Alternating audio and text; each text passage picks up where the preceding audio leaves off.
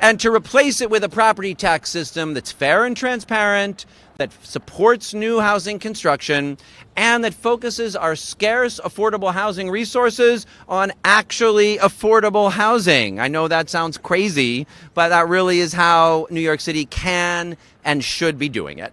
We've got a great set of partners here. I want to thank, we're announcing today the introduction of a city council resolution co-sponsored by Tiffany Caban and Pirina Sanchez.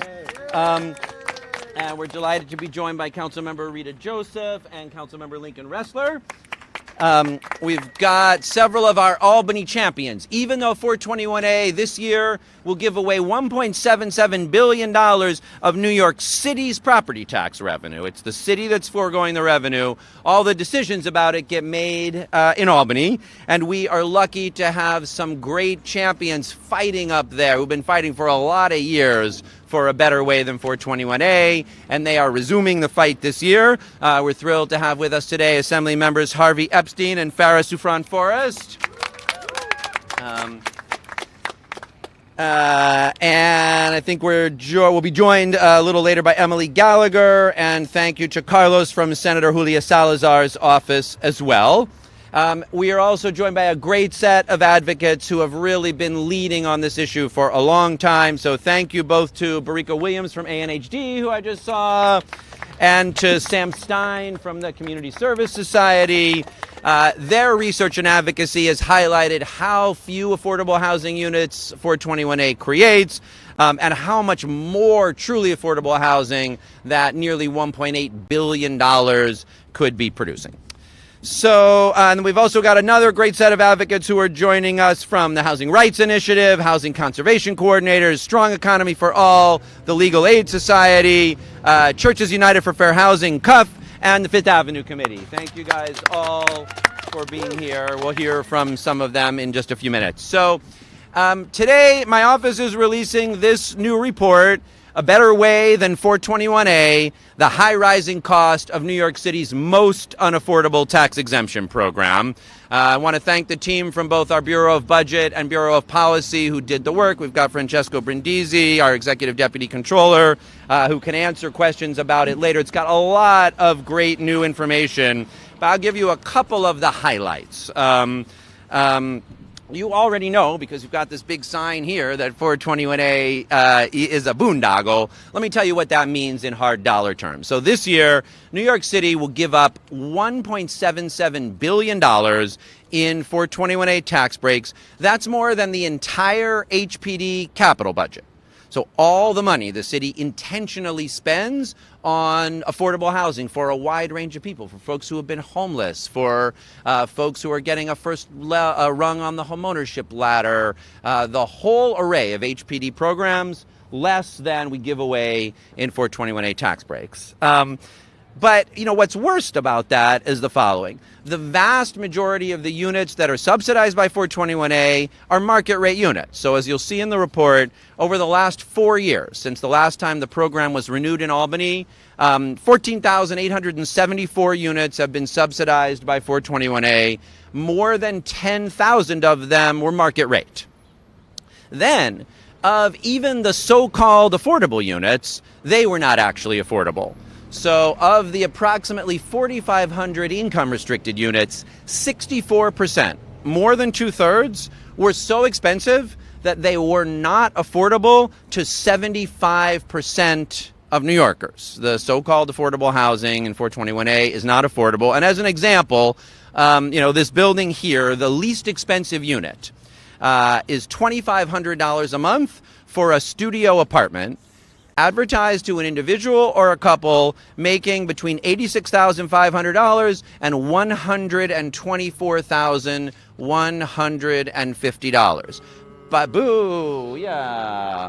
Our city's largest affordable housing subsidy by far, $1.8 billion giveaway, mostly market rate housing, and even of the bit that is supposedly affordable, 2/3 of it at that price. Somebody, individual or a couple, making up to $125,000 a year, a unit that literally 75% of New Yorkers could not afford. When we say this is New York City's most unaffordable tax break, the data backs it up.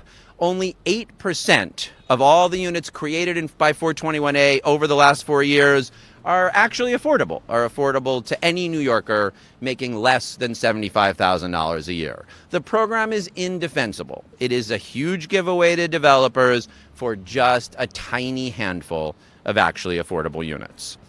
Now, some of you will have heard that there is a proposal to make some changes to it in Albany. But really, all you need to know is instead of calling it 421A, they want to call it 485W, as though making very tiny changes in the numbers and letters will obscure just how bad the program is. We have in this report, for the first time publicly, a real analysis of the changes Governor Hochul has proposed in 485W. And as you'll see if you go through the report, they are just very modest changes. With those changes made, it would still be true that the vast majority of the units through the program would be market rate units, and the vast majority of the so-called affordable units will not actually be affordable to the vast majority of New Yorkers. Meanwhile, for-profit private developers will continue to receive billions of dollars in tax breaks. And part of the problem here is that what 421A is trying to solve for is our broken, inequitable, opaque property tax system. And every time it comes up, there's a call for genuine property tax reform, structural property tax reform. But instead of doing it, instead of winning, putting a proposal forward and passing a more transparent, a more fair, a more efficient property tax system, Albany just layers on one more property tax break for some particular set of owners. And this is how we wind up with the proposal we have today. It's like if you slap a gold-plated Band-Aid on a wound and say you've solved the affordable housing crisis. That's what the proposal is, to make modest changes to 421A. The good news is as following. What we're laying out today is a real pathway to more structural and fair reform. And you're going to hear from some of my colleagues in a minute, again, just how long we've been fighting to make changes in this inequitable system. But I want to let you know why this is a moment of real optimism, because we could use the expiration of 421A on June 15th to finally propel us this year to make the comprehensive and structural changes to our property tax system that honestly everyone who engages seriously with this system knows that we need. So our proposal is this. Rather than make some sort of warmed over changes and renewing the system, either in the budget later this month or anytime up till June 15th, let 421A expire. We've got some data in this report that shows, and you'll hear, oh my goodness, without 421A, real estate development will crater. There'll be no new housing development. I point you to the chart on page, sorry, I was supposed to have it marked. I point you to the charts on page 20 and 21, which look at the last time 421A expired and make clear that actually in the year it expired, 3 times as many housing starts took place. There was no fall off in housing production. In fact, there was an increase as developers rushed in to get there ahead of the deadline. So what we need to do, let 421A expire on June 15th. Set a deadline of the end of this calendar year, December 31st, for the legislature to work with stakeholders on structural property tax reform that does 3 primary things. First, you may remember that on the third to last day of the de Blasio administration, the Advisory Commission on Property Tax Reform issued a report. And even though it was kind of hidden in the Christmas rush, it contained step 1. Create a new tax class for homeownership properties in New York City that eliminates a set of existing disparities and achieves fair taxation for homeowners. Step 2. Treat new residential development, whether it's rental or condos, with tax parity going forward. Right now, a big part of why 421A is needed is that new rental development is taxed at twice the tax rate of new condos. And that's a big reason why if you ask developers, can you do rental housing? They'll say it's hard to develop rental housing in New York. That is because we're taxing it at twice the tax rate of condos. Property tax reform can equalize the new condo and new rental tax rates. And then third, what we can do with the affordable housing incentives is have an affordable housing incentive that instead of right now gives every developer a big unnecessary tax break for mostly market rate units. Look at each development and target the tax relief it needs to create the actually affordable housing in that development, targeted to the cost structure, subsidy structure, and requirements and standards of that development. And that is the right way for us to make sure that we're getting the bang for our buck and focusing our affordable housing resources and tax breaks on the actually affordable housing that all New Yorkers need. How does that sound? All right, so you're going to hear now from a range of champions and advocates who have been fighting for this change for some for them quite a long time and some more recently. And I'll be glad to come back and ask some questions about the report and our proposal. But I'm pleased to say that, two things are happening today. In addition to us releasing this report, the City Council is introducing a resolution calling for the end of 421A. So hopefully those voices will be heard in Albany. And the lead sponsor of that resolution is a real champion for working class New Yorkers, for the kind of folks who need to find an affordable place in their neighborhoods, but don't because we're giving it away for luxury housing. New York City Council member Tiffany Caban. Hey, thanks, Brad. Thank you to everybody that's here today. Thank you to the folks who have been doing this work for a very, very long time. You know what I call the 421A tax credit? I call it the Free Billions for Developers program.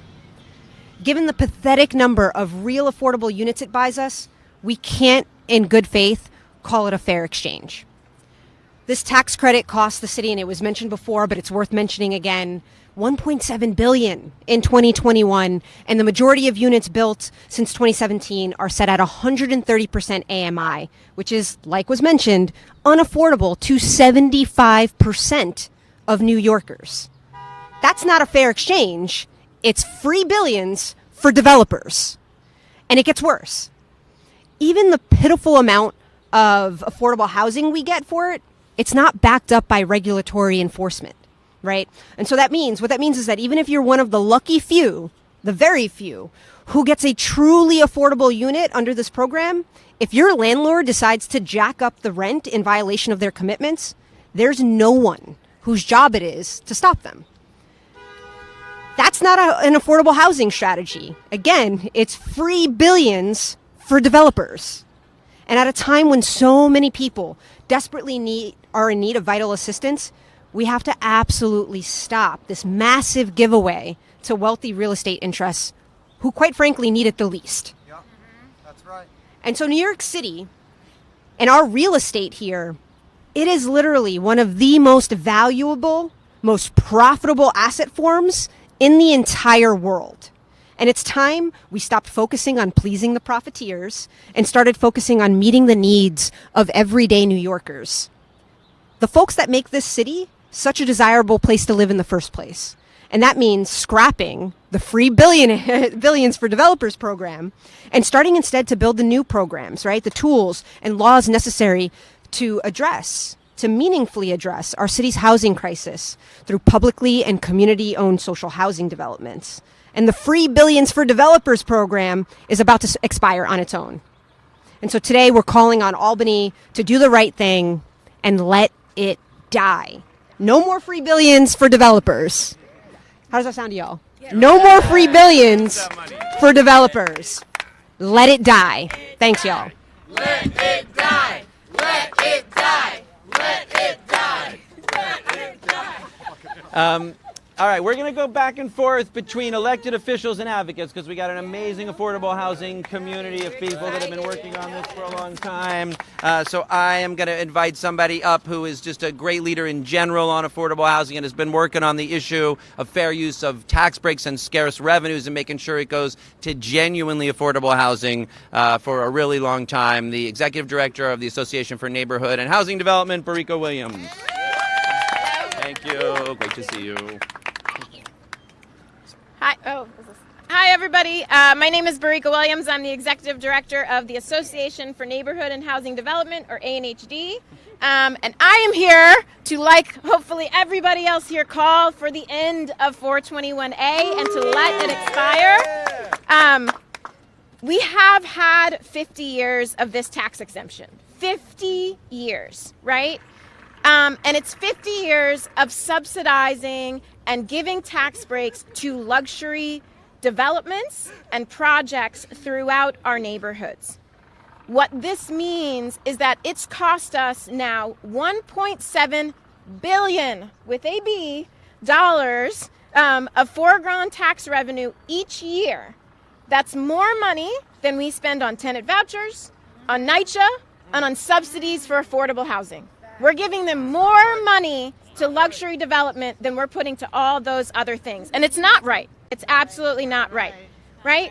So it's this weird thing. It's called 421A. You're like, why does anybody know about what does it mean? What it means is that when you're walking around and you're seeing these new buildings going up, you're seeing this new shiny buildings with all glass, and that building got a tax break while you all, as residents of New York, are trying to figure out how to pay the next month's rent. That's right. That's what that means. It means while many of us are seeing our utility bills double, while we're seeing inflation mean that food is costing more and more and people are struggling to get through each month, that somewhere in your neighborhood, probably on your block, somebody doesn't have to pay taxes and you do.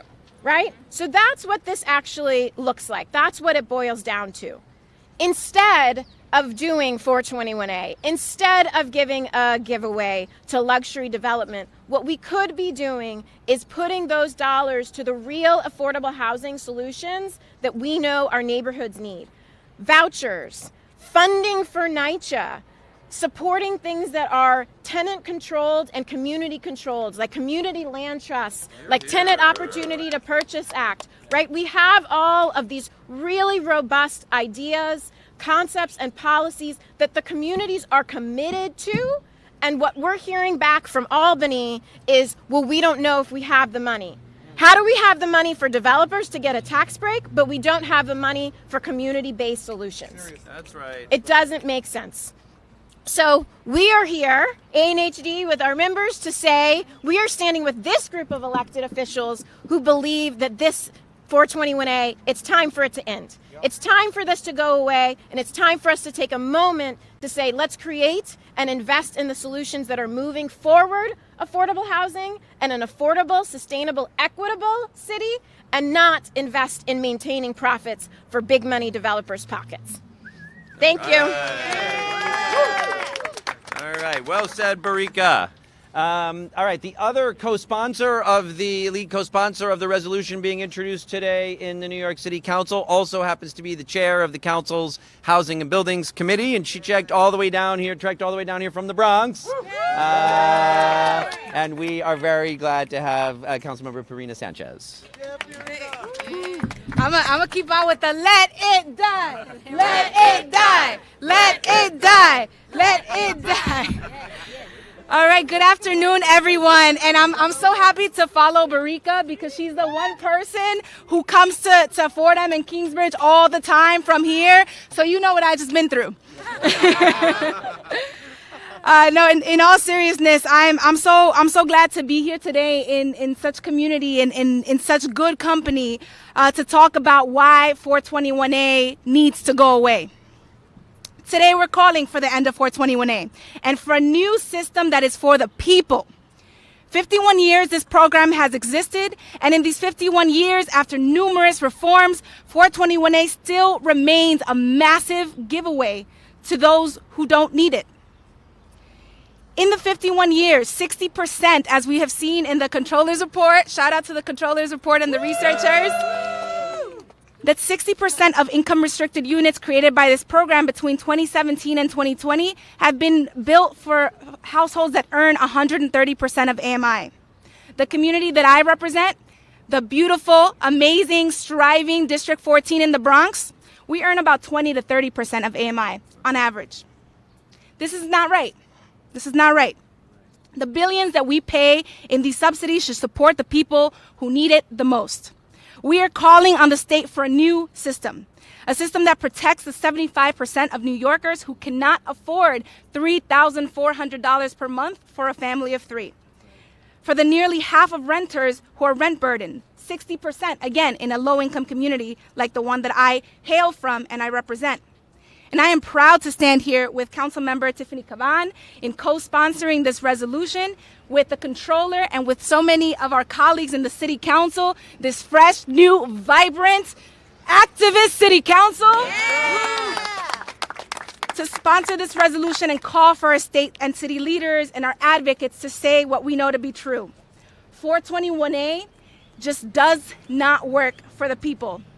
And so please, Albany, let it die. Let it die.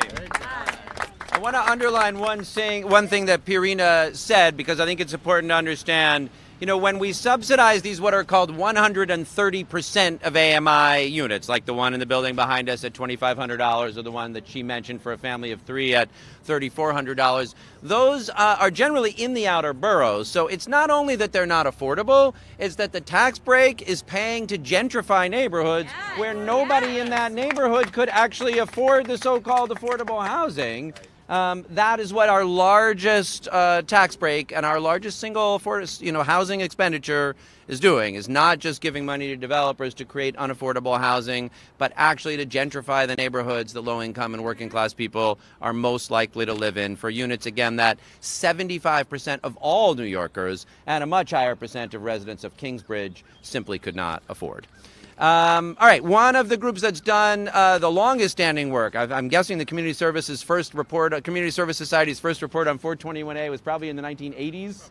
And they have kept up that good work. They produced a really great report earlier this year that I urge you to look at, and I'm delighted to invite Sam Stein to come talk about it. Yay!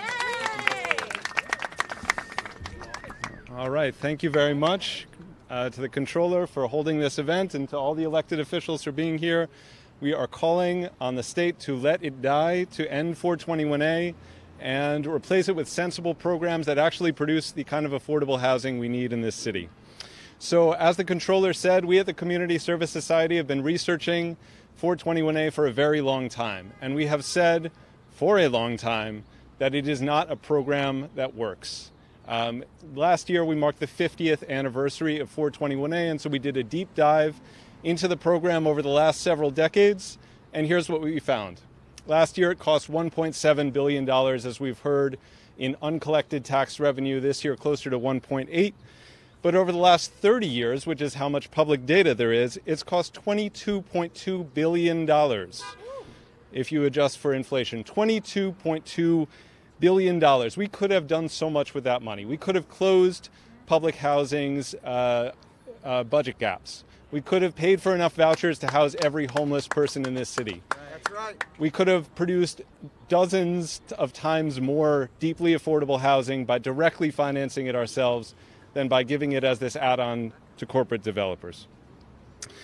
In our next report, which is coming out in just a week or two, we look into this question of what is the affordable housing in 421A, and we find findings very close to what the controller's report released today finds as well. The large majority of the affordable housing is going to households making more than 75% of New Yorkers. People who are 130 AMI are more likely to be white, college educated, and not paying rents they can't afford than all other renters in New York City. And perhaps the most egregious thing we found is that developers are regularly getting 421A to build affordable housing that's not only unaffordable to local neighborhood residents, but costs more than the vacant market rate units in those neighborhoods. This is not uncommon. We found 10 examples on Housing Connect right now. We are subsidizing affordable housing that costs more than the vacant market rate housing in those neighborhoods. It's time to end this program. 50 years is enough, and to redo our tax system and truly produce genuinely affordable housing for New York. Thank you very much. Thank you, Sam. Yes, Sam. I urge you to take a look at the work of the Community Services Society. I also urge people to look at the work of Housing Rights Initiative that we're not talking quite as much about today because we're talking about systemic problems with the whole program. But they have done some really hard-hitting reports on just how many of the 421A units are not even living up to the obligations that the program requires for rent stabilization and affordability. So take a look at the Housing Rights Initiative report as well. As we mentioned, this decision is really going to be made in Albany. It's New York City. It's New York City lost revenues, but the decisions will be made in Albany, both about whether to renew or not renew 421A by June 15th, and whether to launch a process of property tax reform to achieve more fairness in the system. And we are lucky to have some great champions for affordable housing up in Albany. So we're going to hear now from the three New York State Assembly members who we are so lucky to have with us today. I think I'm going to give pride of place to the longest standing fighter on this issue because Harvey Epstein and I have been... Harvey and I think, we've been fighting together. We both lost our hair fighting 421A. Thank you, Brad, and thank you for having the support, and thank you for all your work. I know we've been fighting 421A for decades now, and I think we're at a moment in time that we can talk about it. And I think we should all understand the history of 421A, because it was a very different New York 50 years ago. 50 years ago, they were saying, hey, we need to incentivize people for building. That is not the New York of today. That is not what we're seeing. Think about what 421A did to my community. From 2000 to 2010, in that small 10-year window, we lost 56% of all Puerto Ricans that lived in the Lower East Side. 56% because of gentrification, displacement, and 421A. It is a part of the problem that we see across our city and across our state. And my community isn't the only one. We see it neighborhood after neighborhood after neighborhood. It affected the Lower East Side, and it affects Lower Manhattan. It affects parts of Brooklyn. It goes to Washington Heights, and it spreads. And 421A is part of the problem. And think about what we're giving to developers. We're saying to them, it was 20%, now 25%, maybe 30% of the units are affordable, but we'll let you double dip. You can take a mandatory inclusionary zoning bonus with it, and we won't ask for extra units. We might give you some tax credits on top of it and not give extra units. We can double and triple dip and say that it's okay. That's not okay. We're giving so much away to these developers. We also see that many of these 421A units aren't permanent. So we have families that move into these apartments thinking they're going to live there. And 20, 30 years later, developers are saying, you have to get out. You're not going to be able to stay here. Even though your kids went to school here, you've raised your family here, this is your community, you now need to go.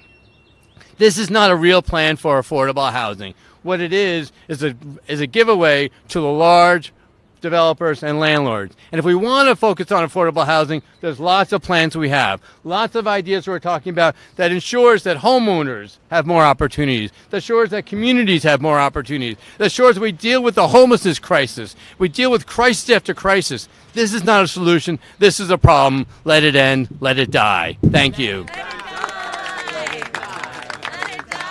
Well, now it's becoming a song.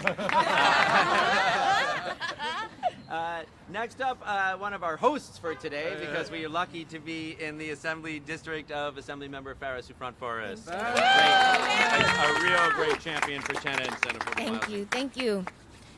Today is a real crisis. People's rents are going up, people are having difficulties finding new places, and communities, especially communities of color, are getting torn up.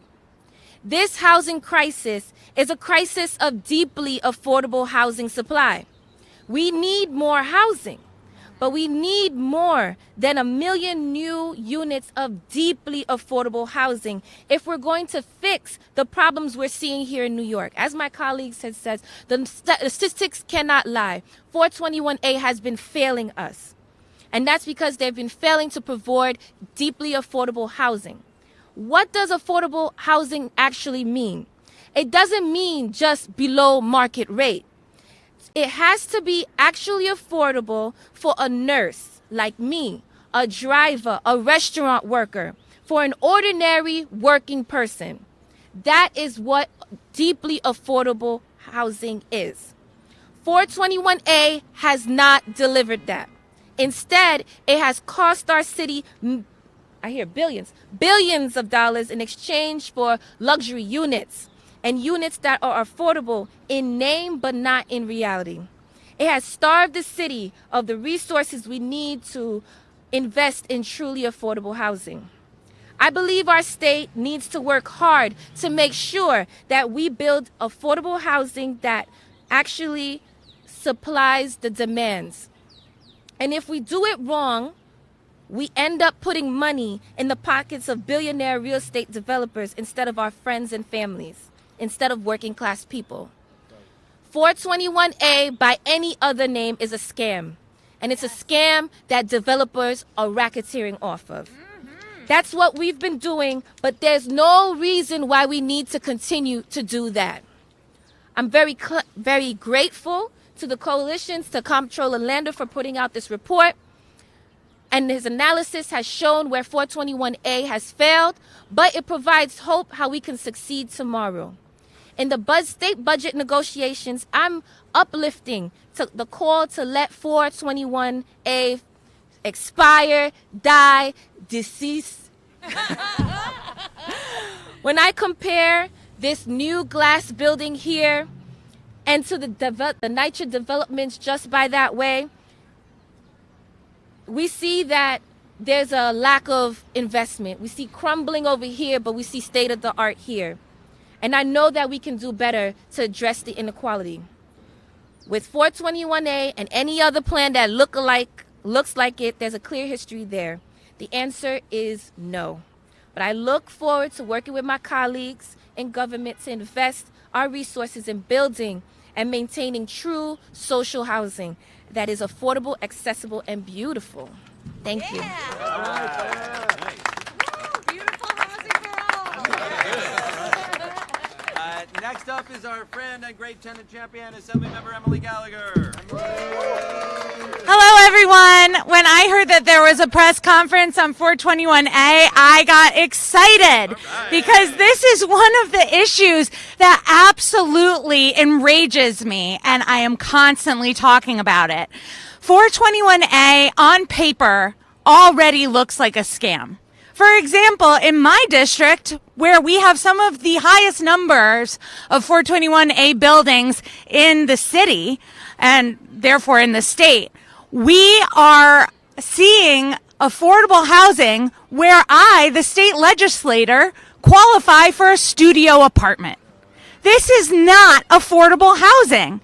This is, as my colleague said, a scam. And as the comptroller said and others, we're seeing this gentrify neighborhoods to an exorbitant rate.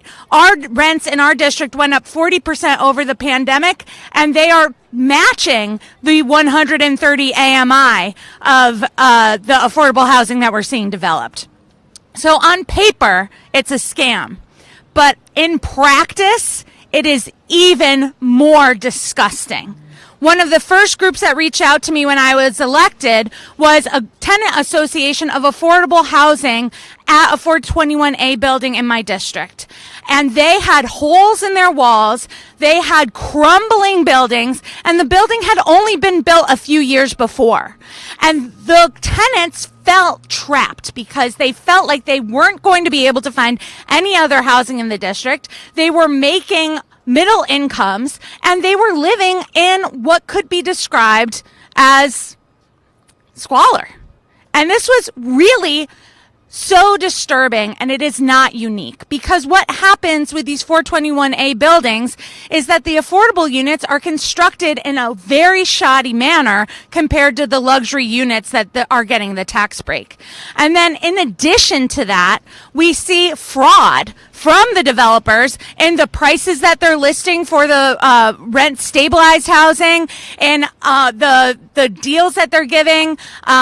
It's all fraudulent. So this is why I also have a bill that I've worked on with Housing Rights Initiative and Senator Brad Hoylman that looks also at auditing the past of these 421A buildings, going all the way back to the beginning, so that we can actually see and fix all of the units that have been taken advantage of for 421A tax breaks. So obviously I could talk about this for a very long time. I'm going to wrap it up now and say that we not only need to let it die, we need to make sure that we are not letting any other new version actually just be lipstick on a pig. And we also need to make sure that, as the great band Orange Juice once sang, we rip it up and start again all the way from the beginning and create an affordable housing that is actually for the people. So thank you very much. Goodbye. And Emily points out rightly, and I do think it's worth noting, we're proposing today to end this program and start something new and better, but we've already given away all these billions of dollars. Most of these tax breaks are for 30 or 35 years. So we have to make sure that we're getting the affordable units that were promised, and that is going to take that bill that Emily and Senator Hoylman are sponsoring and a lot more oversight at the city and state levels as well. All right, one more advocate, two more great council members, and then we will wrap up. Next up from Strong Economy for All is Charles Kahn.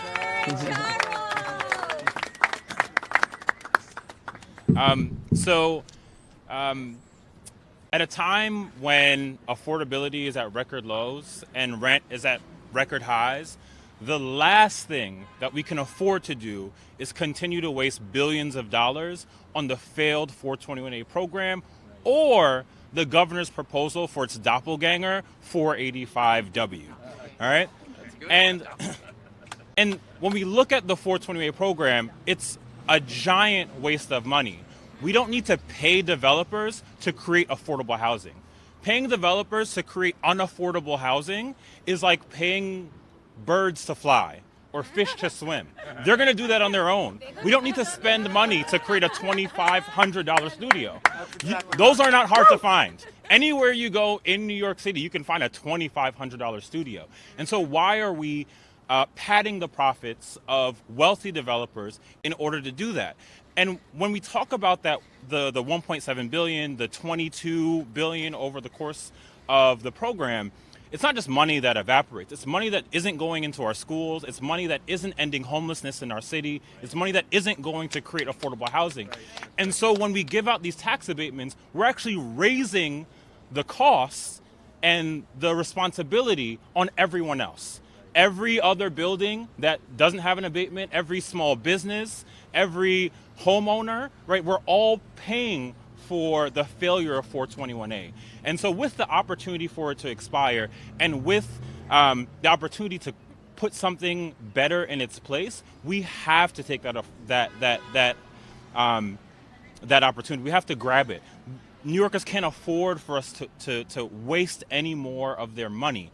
And as we've seen, I think during the pandemic, rents went down a little bit, but we're seeing record highs now. And we know that developers can afford it. And we know that we can create a program that works. We know in New York State, economic development doesn't really work. And 421A is kind of another chapter in that book. But we know that we can do better. And that's why I'm so proud to stand with the city council members and controller and the kind of state assembly officials, because they're the ones that are going to have the power to change it. They're doing the people's work, and it's all of our collective responsibility to make sure that the public wants end up being the public policies that we pass. Thank you. Thank you. All right, and to close us out, you heard earlier about just how fierce this new city council is in standing up for what's right and fighting for folks like the families who need affordable housing in New York City, and we're delighted to have two more of them here, Council Member Lincoln Ressler and then Council Member Rita Joseph. All right. Sorry, we got a DOT hearing at the same time. I was listening. You can multitask. They're going to end the open. Well, neither here nor there. I just want to thank everybody who has spoken. These folks brought the facts. Controller Lander, Pierina, Tiffany, Emily, Farah, Harvey, Barika, Charles. Did I miss it? I mean, this was a very impressive press conference. And I really also want to thank Brad's team. Francesco's here. Celeste did an amazing job on this report. This is what we need to be focusing on right now. We are giving away billions of dollars to developers for unaffordable housing, and then there's no oversight, so they're not even delivering on the unaffordable housing that they're claiming they're going to do. 421A is a goddamn boondoggle. And June 15th cannot happen soon enough. We are less than 90 days out, and 421A has got to go. In my district, when a 421A building goes up, the developer may reach out to me and ask to help promote the affordable housing and share it.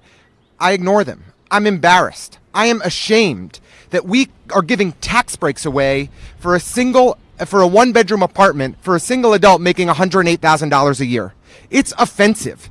When a quarter of the tenants in our community are paying a majority of their income in rent, and in districts like Piorina's, where a majority of tenants are paying a majority of their income in rent, we are building housing that our neighbors cannot afford, and we're paying developers to do it. It's egregious. It has to end today, and Governor Hochul's proposal was offensive. Plain and simple. It was tweaking in the most minor and modest of ways a program that is fundamentally broken. We need to end 421A. We need to go back to the drawing board, and we need to start investing in housing that's going to end the homelessness crisis, that's going to make sure that each and every family in our community can afford to stay and live in our community. Because this housing, 421A, these towers behind us, they're contributing to the gentrification and displacement that we can't afford. We have to stop it now. Thank you.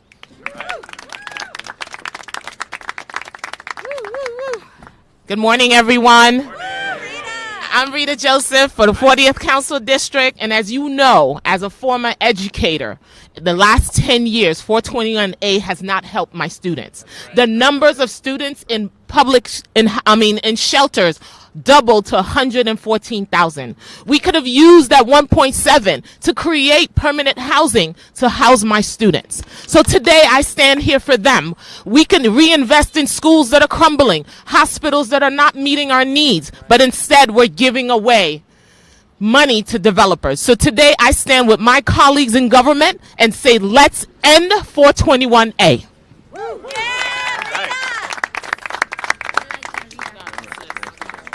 All right, thank you, Rita. So I will just point people to the report as well, which really does go into some detail, not only, as you've heard repeatedly, on what's wrong with 421A, but on a better path forward as well. It looks at the nexus between 421A and property tax reform and why this is the moment to not only let 421A die, but to actually step up to the plate and achieve comprehensive structural property tax reform that would actually help homeowners as well by building a fair, transparent, more equitable system. Our current property tax system means that that homeowners in my district in Park Slope are undertaxed relative to homeowners in Southeast Queens or the South Bronx or Staten Island. We know it's not right, but we keep doing it. This is the moment to step up to the plate and to do comprehensive property tax reform that addresses inequities amongst homeowners and also equalizes tax rates going forward between rental and condo development, which will eliminate the vast majority of the so-called need for 421A. And then we could take this money we're giving away and target it to the actually affordable housing that New Yorkers need. Thank you very much. We're glad to take some questions. And then we're also going to have a choral singing of Let It Die as a final, no, I don't know. Are there any questions? Yeah, Chanaki?